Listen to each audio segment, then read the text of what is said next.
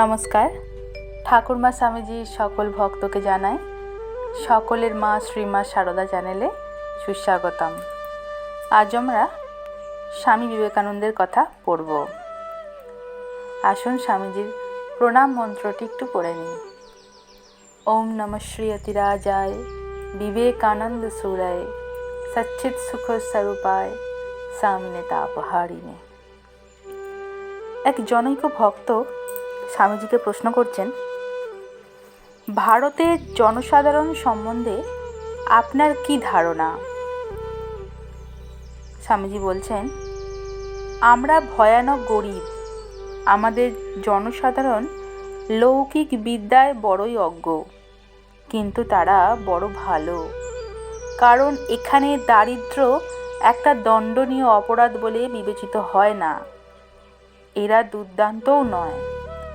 America ও ইংল্যান্ডে অনেক সময় আমার পোশাকের দরুন জনসাধারণ ক্ষেপে অনেকবার আমাকে মারবার জোগাড়ি করেছিল, কিন্তু ভারতে কারোর অসাধারণ পোশাকের দরুন জনসাধারণ ক্ষেপে গিয়ে মারতে উঠেছে এই রকম কথা তো কখনো শুনিনি। অন্যান্য সব বিষয়েও আমাদের জনসাধারণ ইউরোপের জনসাধারণের চেয়ে ঢের সভ্য।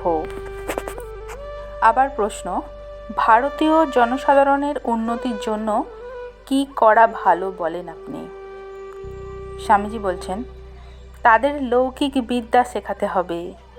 আমাদের পূর্বপুরুষেরা যে প্রণালী দেখিয়ে গেছেন তারই অনুসরণ করতে হবে।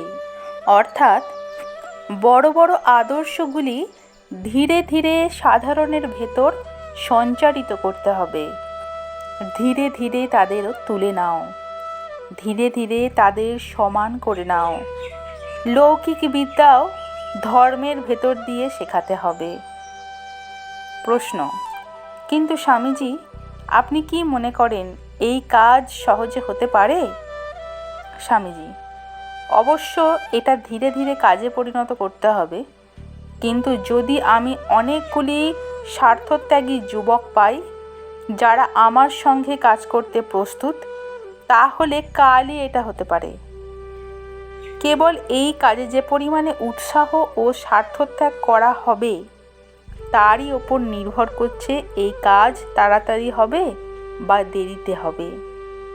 কিন্তু যদি বর্তমান হীনাবস্থা তাদের অতীত কর্মের ফল হয়ে থাকে, তবে আপনার বিবেচনায় কিভাবে সহজে এটি ঘুচবে আর আপনি কেমন করেই বা তাদের সাহায্য করবার ইচ্ছা করেন? জনৈক ভক্ত এই প্রশ্নটি আবার করছেন।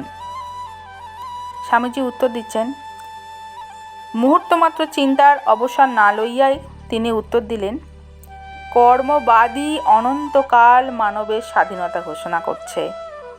কর্মের দ্বারা নিজেদের হীন অবস্থায় এনেছি, এ কথা যদি সত্য হয় তবে কর্মের দ্বারা আমাদের অবস্থার উন্নতি সাধনও নিশ্চয় করতে পারি। আরও কথা এই, সাধারণ কেবল যে নিজেদের কর্মের দ্বারাই এই হীনাবস্থা এনেছে তা নয়, সুতরাং তাদের উন্নতি করবার আরও সুবিধে দিতে হবে। আমি সব জাতকে একাকার করতে বলি না। জাতি বিভাগ খুব ভালো। এই জাতি বিভাগ প্রণালী আমরা অনুসরণ করতে চাই। জাতি বিভাগ যথার্থ কি তা লাখে একজন বোঝে কিনা সন্দেহ। পৃথিবীতে এমন কোনো দেশ নাই যেখানে জাত নেই। ভারতে আমরা জাতি বিভাগের মধ্য দিয়ে জাতির অতীত অবস্থায় গিয়ে থাকি। জাতি বিভাগ ওই মূল সূত্রের ওপরই প্রতিষ্ঠিত। ভারতে এই জাতি বিভাগ প্রণালীর উদ্দেশ্য হচ্ছে সকলকে ব্রাহ্মণ করা। ব্রাহ্মণই আদর্শ মানুষ।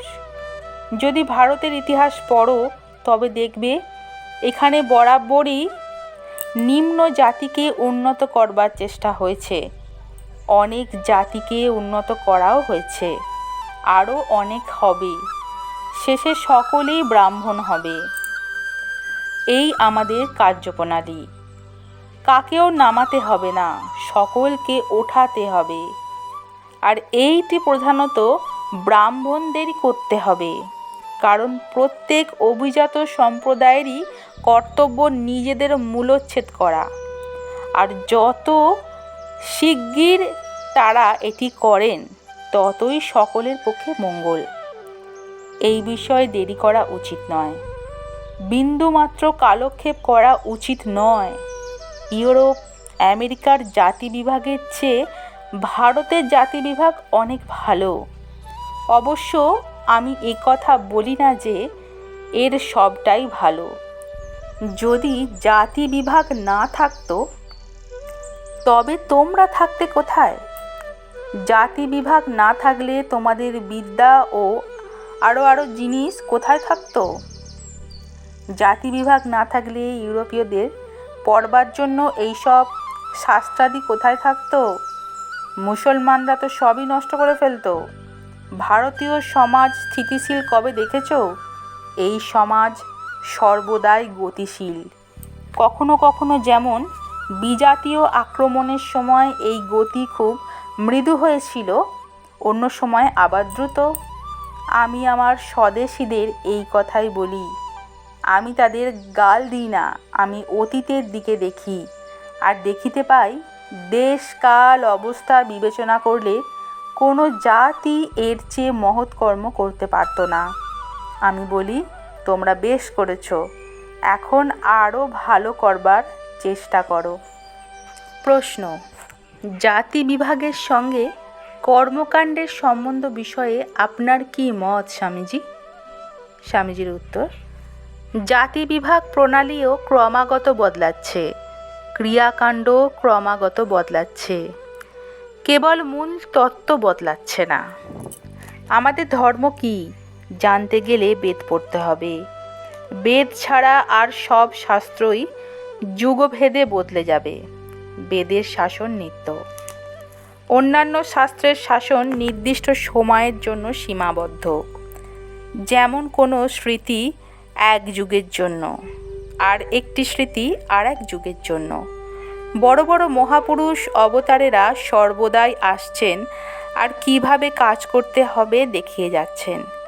কয়েকজন মহাপুরুষ নিম্নজাতির উন্নতির চেষ্টা করে গেছেন। কেউ কেউ যেমন মধ্যাচার্য বা নারীদের বেদ পড়বার অধিকার দিয়েছেন। জাতি বিভাগ কখনো যেতে পারে না, তবে মাঝে মাঝে একে নতুন ছাঁচে ঢালতে হবে। প্রাচীন সমাজ ব্যবস্থার ভেতর এমন প্রাণশক্তি আছে যাতে 2 লক্ষ নতুন সমাজ ব্যবস্থা গঠিত হতে পারে। জাতি বিভাগ উঠিয়ে দেবার ইচ্ছা করাও পাগলামি মাত্র। পুরাতনেরই নববিবর্তন বা বিকাশ, এই হলো নতুন কার্যপ্রণালী। প্রশ্ন: হিন্দুদের কি সমাজ সংস্কারের দরকার নেই? স্বামীজির উত্তর: খুব আছে। প্রাচীনকালে মহাপুরুষেরা উন্নতির নতুন নতুন ব্যবস্থা উদ্ভাবন করতেন, আর রাজারা আইন করে সেগুলি চালিয়ে দিতেন। প্রাচীনকালে ভারতে এই রকম করেই সমাজের উন্নতি হতো। বর্তমানকালে এইভাবে সামাজিক উন্নতি করতে গেলে এমন একটি শক্তি চাই যার কথা লোকে নেবে। কিন্তু হিন্দু রাজা নেই। এখন লোকেদের নিজেদেরই সমাজের সংস্কার, উন্নতি প্রভৃতির চেষ্টা করতে হবে। সুতরাং যতদিন না লোকে শিক্ষিত হয়ে নিজেদের অভাব বোঝে আর নিজেদের সমস্যা নিজেরাই সমাধান করতে প্রস্তুত ও সমর্থ হয়, ততদিন আমাদের অপেক্ষা করতে হবে। কোনো সংস্কারের সময় সংস্কারের পক্ষে লোক খুব অল্পই পাওয়া যায়। এর চেয়ে আর দুঃখের বিষয় কিছুই হতে পারে না। এই জন্য কেবল কতকগুলি কাল্পনিক সংস্কারে যা কখনো কার্যে পরিণত হবে না, তাতে বৃথা শক্তিক্ষয় না করে আমাদের উচিত একেবারে মূল থেকে প্রতিকারের চেষ্টা করা। এমন একদল লোক তৈরি করা যারা নিজেদের আইন নিজেরাই করবে, অর্থাৎ এর জন্যে লোকদের শিক্ষা দিতে হবে, তাতে তারা নিজেদের সমস্যা নিজেরাই সমাধান করে নেবে। তা না হলে এই সব সংস্কার আকাশকুসুমই থেকে যাবে। নতুন প্রণালী হলো নিজেদের দ্বারা নিজেদের উন্নতি সাধন। এটি কার্য পরিণত করতে সময় লাগবে, বিশেষত ভারতবর্ষে। কারণ প্রাচীনকালে এখানে বরাবরই রাজার অব্যাহত শাসন ছিল। নমস্কার। আজকে স্বামীজির কথাপাঠ আমরা এখানেই সমাপ্ত করছি। ঠাকুরমা স্বামীজির কৃপায় আপনারা সকলে ভালো থাকুন, সুস্থ থাকুন ও আনন্দে থাকুন। জয় রামকৃষ্ণ, জয় মা, জয় তু স্বামীজি মহারাজ। ধন্যবাদ।